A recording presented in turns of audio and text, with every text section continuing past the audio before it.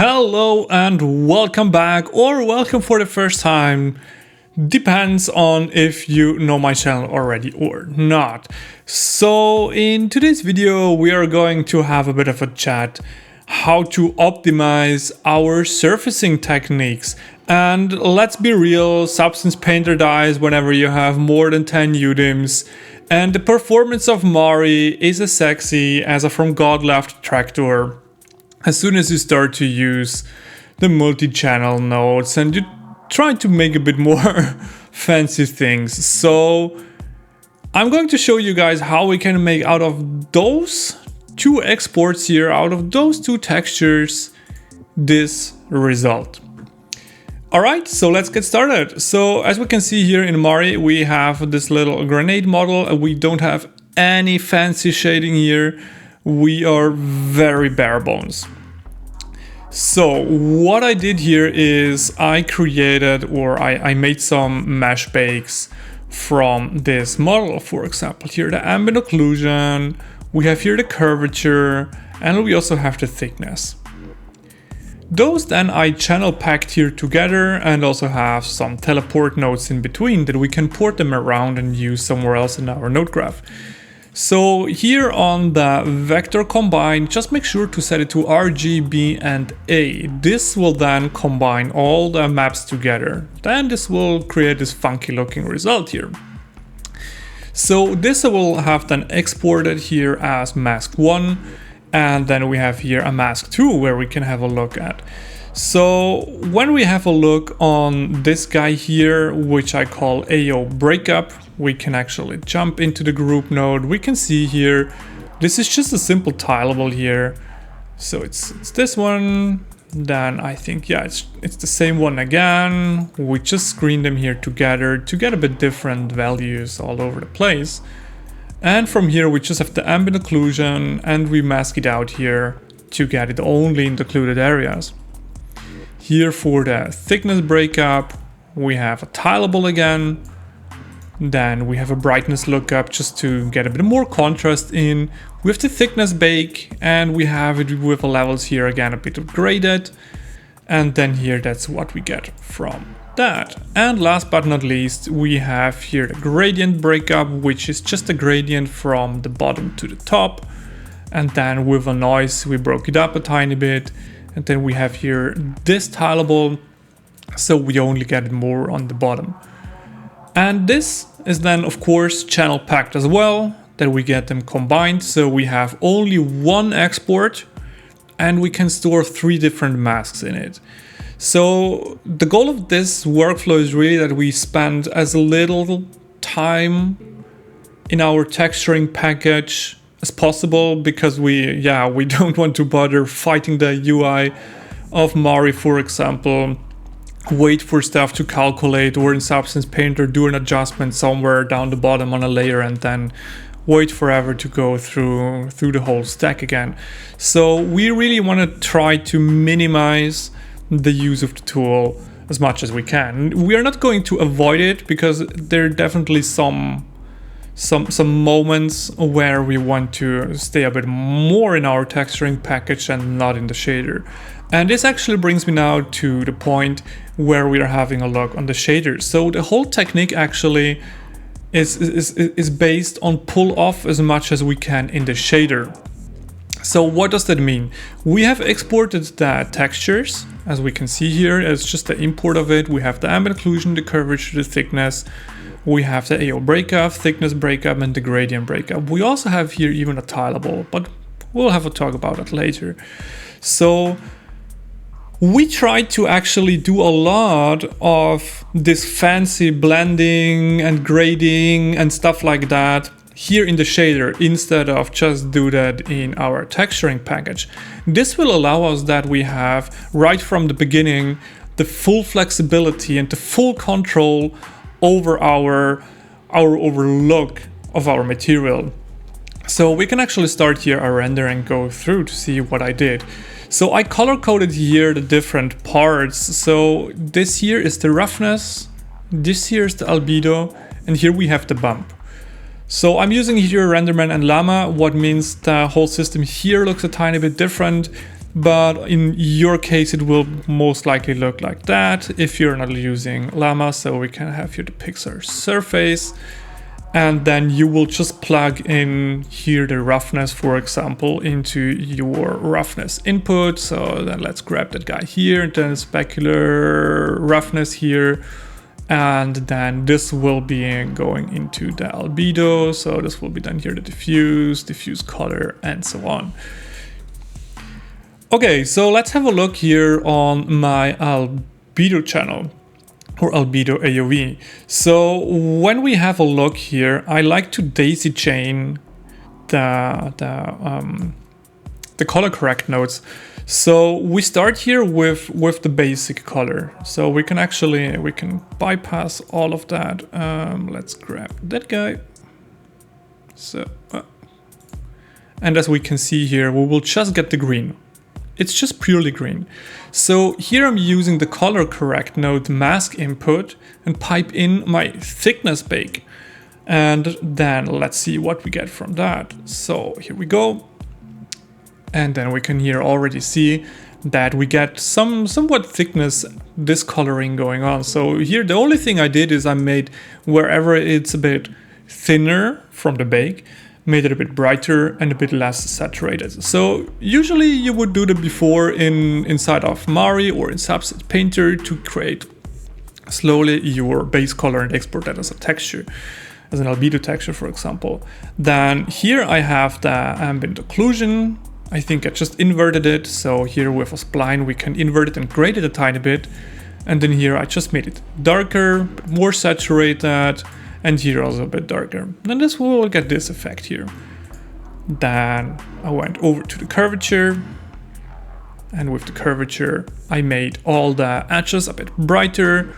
And what else I did? Yeah, I just made it a bit brighter and a bit desaturated. And here again, I'm just using this guy here, the curvature bake we did. From here we go to the AO breakup.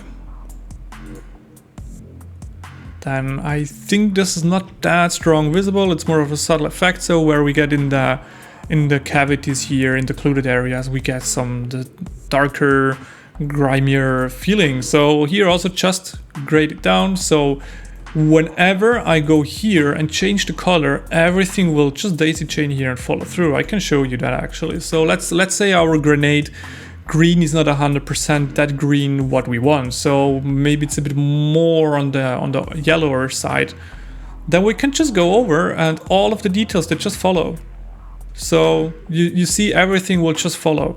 And instead of going back into our texturing package, do all the changes there, export everything, import it back here and render it just to see, oh no, it's still not there. So we go back again and tweak it again, or we export even masks for it that we can control it here.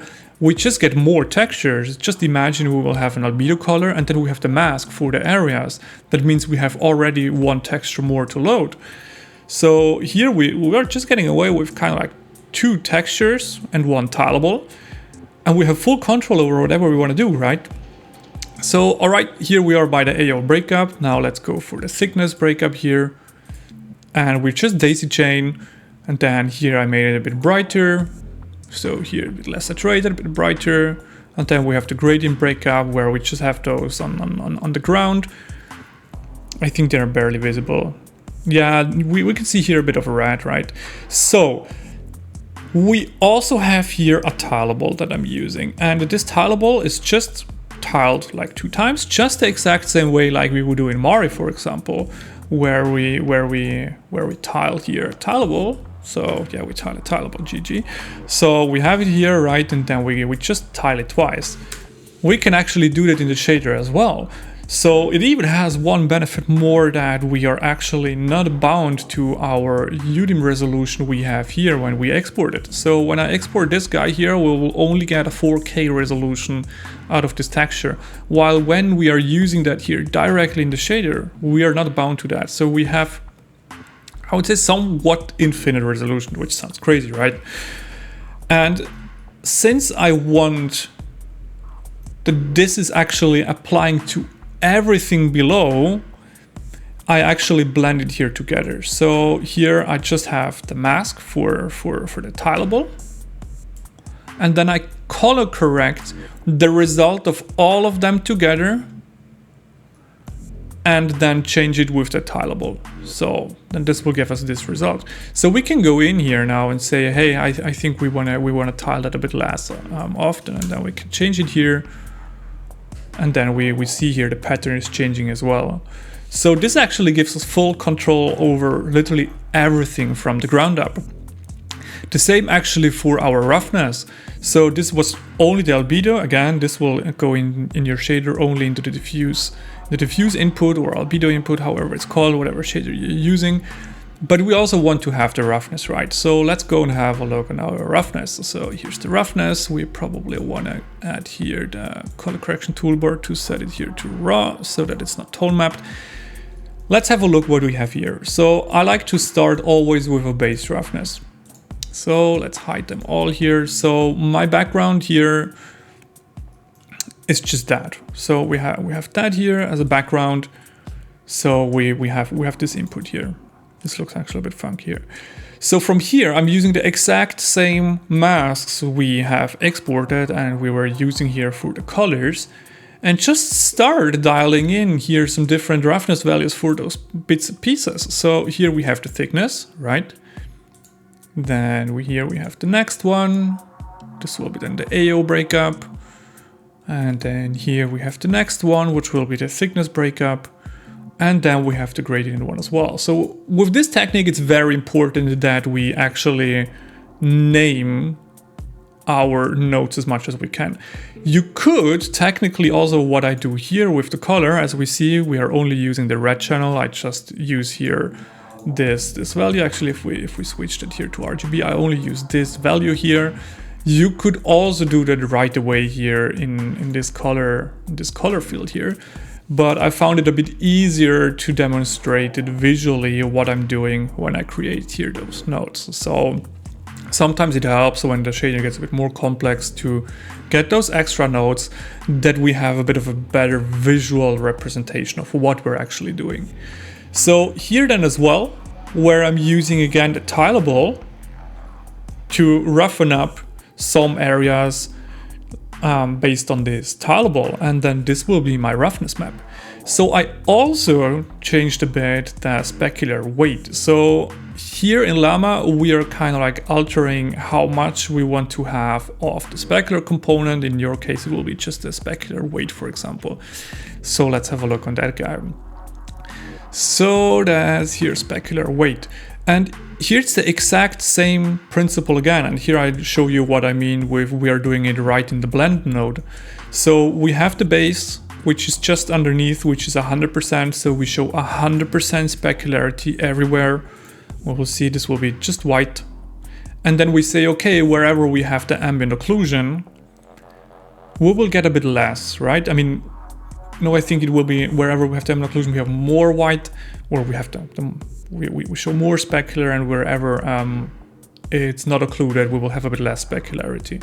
So that we have the ambient occlusion breakup mask we had initially, so we have even less specularity. The thickness breakup here, so where we also have a bit less of specularity, and then we have the grunge tile over it, where we also reduce the specularity a bit. So this is just our specular weight map, and as we can see, everything we do is just based on that, and we mix together those colors ourselves. We would do the exact same inside of Mari or in Substance Painter, fight the tool because it's just bad in performing if we have a lot of UDIMs in Substance Painter, or just, if we just use Mari and have bad performance. And here we have 100% control over everything, and we can achieve the exact same result. The same goes here for the bump. I just use here a blend node. I overlay together different noises. So here we just have the noise or a color. So here, for example, we have an underneath a wobble, which is just a fractal noise. And then we also have here for the grunge tileable, where I want to push inwards. So it's kind of like little holes. So I made a color of black. And then here with a mask, I can adjust how strong I want to have this effect. So you could either say, okay, we know 0.5 is our mid-level, right? So there would nothing happen. And whatever is going below that will push inwards. So we could make, for example, something like that, and then we get slightly pushed in values, or we can just keep it on fully black and we grade the mask to something that gives us the result we want. And then this simply goes also into the bump, and then into the bump inputs, and then we have it. So let's see our shader here again. So here we go, beauty. Then we will get this result. And really, if you, for example, are in a more professional environment and you will get the note, hey, yeah, that's actually, I like the breakups, but I think that the grenade color is a bit too brown. We need to get it a bit more towards the green again.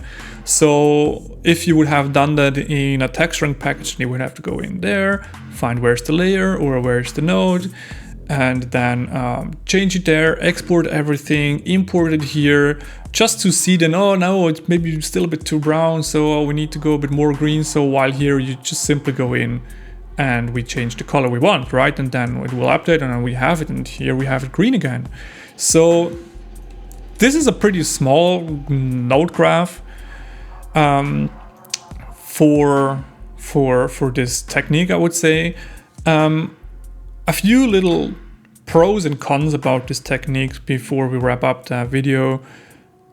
We do a lot of shader work here, what means the more complex the shader gets, the slower it will render.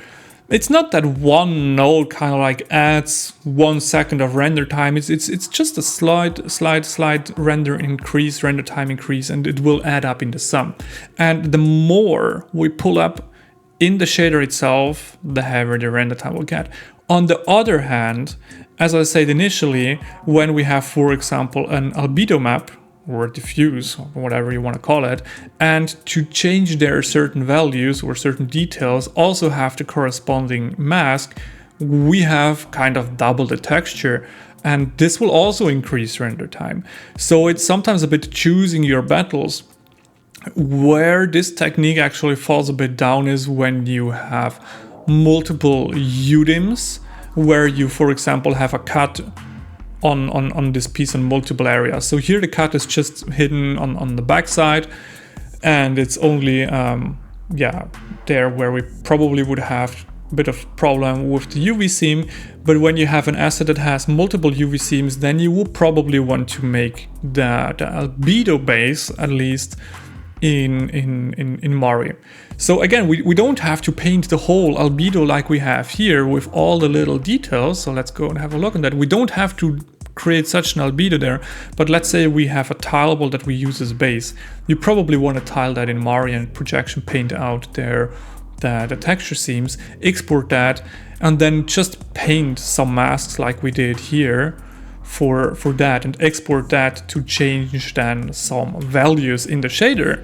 So everything comes with pros and cons. I would also say whenever you have triplanar mapping, if it's more of a hero asset, if you're doing environment, and I think triplanar mapping is not that much of a big deal, but if you have a hero asset which is quite big and stuff like that, I will probably do axis projection and triplanar mapping within your texturing package and export that, and then just enhance everything here with such a technique probably. So as I said, in the end, it's just one more workflow we can have in our tool bag to create a result, and not every workflow is always suitable for every case. So the more we know, the better it is. So yeah, this is actually the whole magic, and with that we can create super realistic results here when we can, where we zoom in and we see a shit ton of details actually. And I would say this actually looks pretty good for that, and we have really just exported like 2 textures.